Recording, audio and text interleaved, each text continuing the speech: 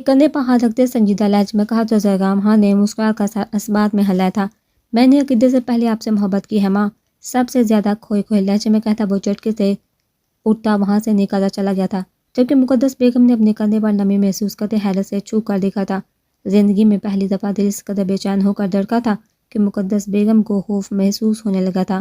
نظریں اپنے کپکپاتے ہاتھوں پر گئی تو کانوں میں زیغام خان کے الفاظ گونجنے لگے تھے۔ خیر میری چھوڑیے، یہ بتائیے آپ کو مجھ سے کتنی محبت ہے؟ کب ہوئی تھی؟ جب میں دنیا میں آ گیا تھا یا آنے والا تھا؟ اچھا چھوڑیے، ماں کو تو اپنی اولاد سے محبت ہوتی ہے۔ کیا آپ فضول سوال پوچھا ہوں؟ آپ یہ بتائیے کہ آپ اب بھی خوش نہیں؟ میری خوشی میں بھی خوش نہیں؟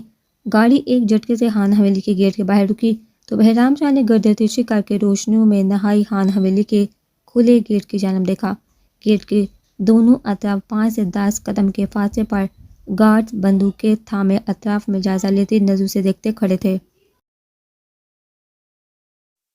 مردانہ خانے کا دروازہ دوسری جانب اور مردوں کے لیے مہندی کا سارا انتظام ڈیرہ پا ہونے کی وجہ سے وہاں گارڈز کے علاوہ کوئی مرد موجود نہیں تھا۔ مہندی کی رسم کے لیے لڑکیاں حویلی میں داخل ہو رہی تھی، جبکہ چھوٹی بچے گیٹ کے باہر کھیل میں مصروف تھے۔ جانے سے 15 منٹ پہلے مجھے بتا دیجیے گا۔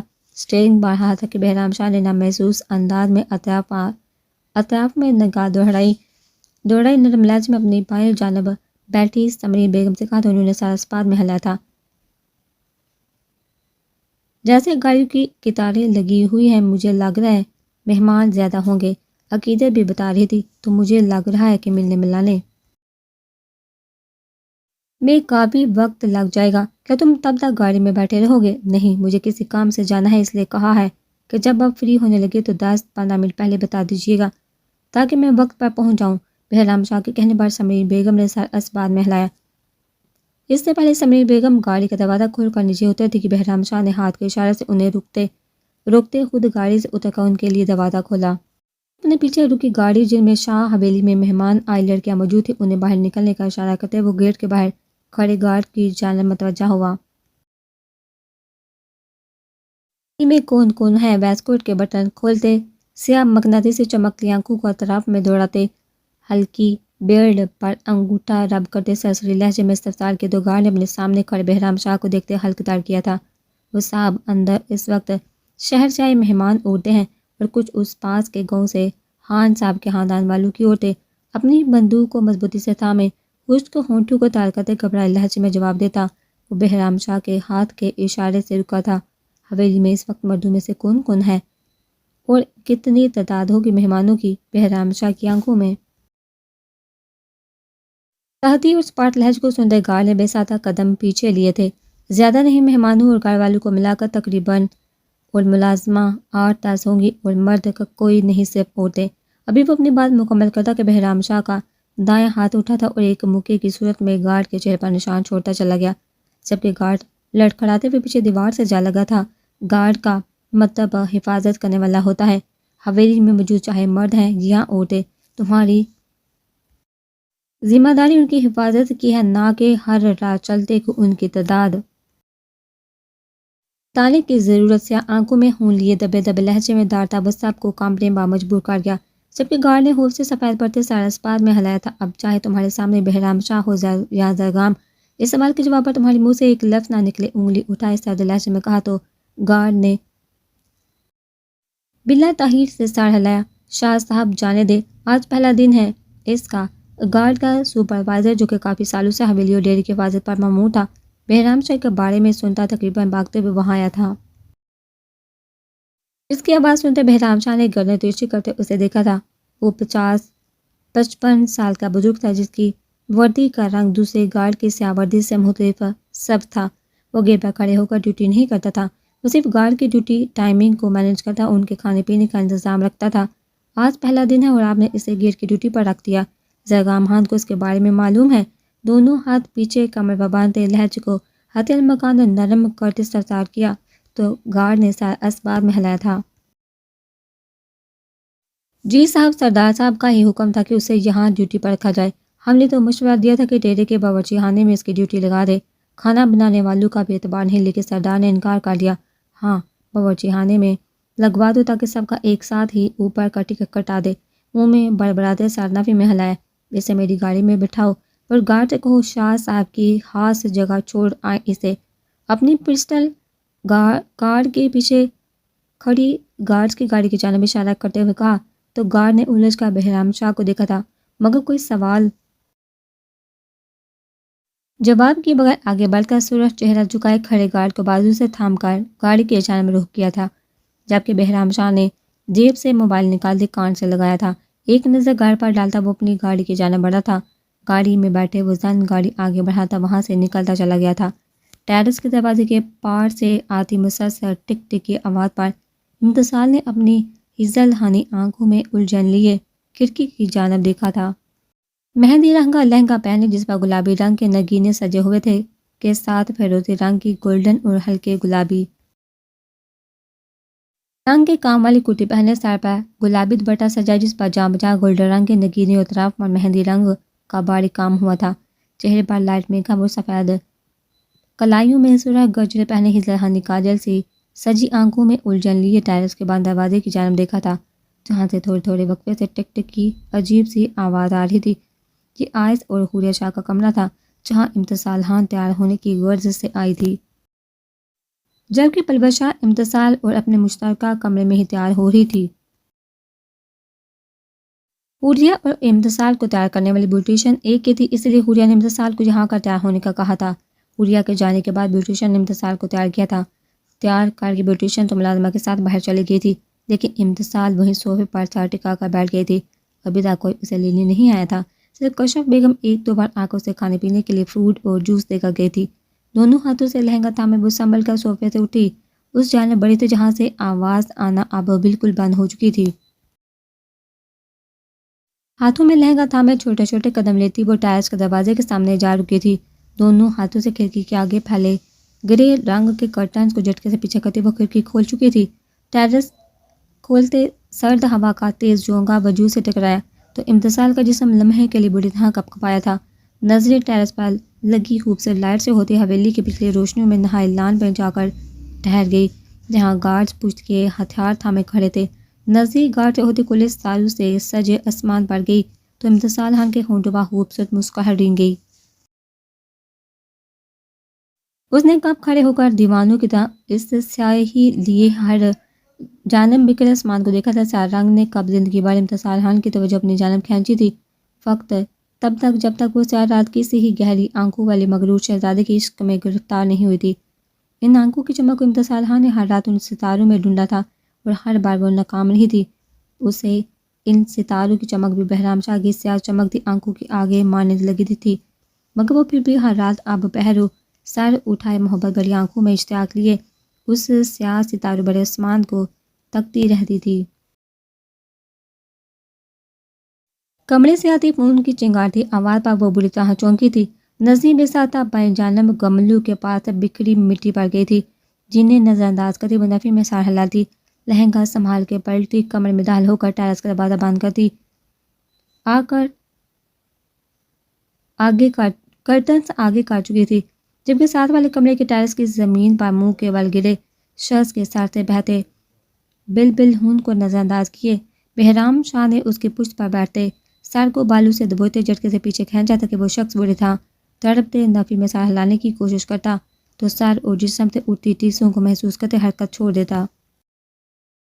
خان حویلی سے نکلتا وہ اپنی گاڑی میں رکھے اپنے لیپ ٹاپ اور شاہ حویلی میں لگے کیمروں کی مدد سے ہر چیز کا جائزہ لیتا۔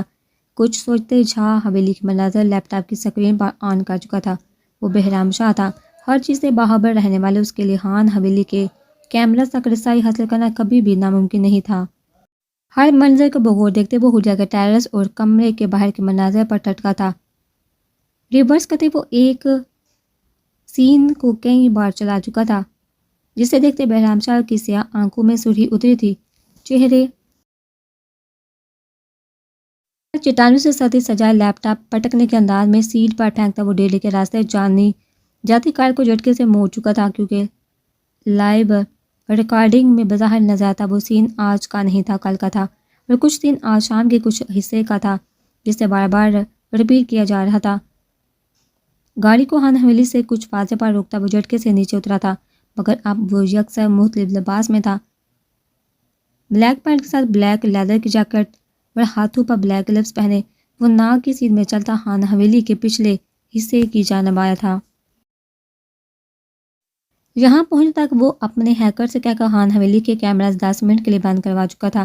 دیوار کے قریب رکتے بہرام شاہ نے ادھر نگاہ دوڑائی تھی، پھر چند قدم پیچھے لیتے دیوار کو دیکھتے وہ بھاگ کر جھٹکے سے دونوں ہاتھ دیوار پر رکھتا دوسری جانب کو کود چکا تھا۔ گرنے کی آواز سنتے جیسے ہی گارڈ وہاں بھاگ کر آئے تو چاند ہی سیکنڈ میں بہرام شاہ وہاں لگے درخت کی اونچائی پر چڑھتے مضبوط چوڑی ٹہنی پر منہ کے بل لیٹتے خود کو چھپا چکا تھا۔ گارڈ کو نیچے آگے پیچھے منڈلا کا واپس جاتے دیکھ بہرام شاہ نے سامنے ٹہنی سے کچھ فاصلے پر نظر آتے کمرے کے ٹائرس کو دیکھا تھا جو کہ درخت کی ٹہنی سے تھوڑا نیچے تھا۔